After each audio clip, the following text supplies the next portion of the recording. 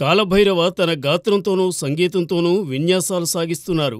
నవతరం ప్రేక్షకులను ఇట్టే కట్టిపడేస్తున్నారు. కాలభైరవ నోట పలికిన పాటలు అనేకం యావత్ భారతాన్ని ఊపేశాయి. ఆ మాటకొస్తే భారతీయ భాషల్లో ఓ పాటకు ఆస్కార్ రావడమన్నది RRRలోని నాటు నాటు పాటకే సాధ్యమైంది. ఈ పాటను రాహుల్ సిప్లిగంజ్తో కలిసి కాలభైరవ ఆలపించారు.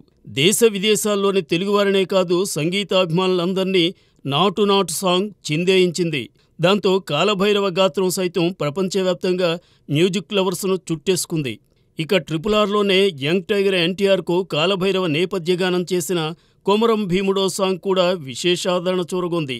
సాహితీ ప్రియులను ఈ పాట మరింతగా ఆకట్టుకోవడం విశేషం. గాయకునిగానే కాదు సంగీత దర్శకునిగానూ తండ్రి బాటలో పయనిస్తూ జనం మన్ననలు పొందుతున్నారు కాలభైరవ. తన తమ్ముడు శ్రీసింహ ప్రధాన పాత్రలో తెరకెక్కిన మత్తు వదలరా చిత్రానికి కాలభైరవ బాణీలు భలేగా పనిచేశాయి. ఇప్పటికి దాదాపు డజన్ సినిమాలకు కాలభైరవ సంగీతం సమకూర్చారు. సదరు సినిమాల బాక్సాఫీస్ రిజల్ట్ ఎలా ఉన్నా కాలభైరవ ట్యూన్స్ మ్యూజిక్ లవర్స్ను ఆకట్టుకున్నాయి.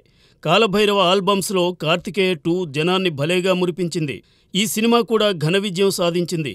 ఇలా తనలోని సంగీత కళాకారుణ్ణి ప్రేక్షకులకు చేరువ చేస్తూ సాగుతున్న కాలభైరవ ఈ బర్త్డే తరువాత ఎలాంటి ట్యూన్స్తో మురిపిస్తారో చూడాలి.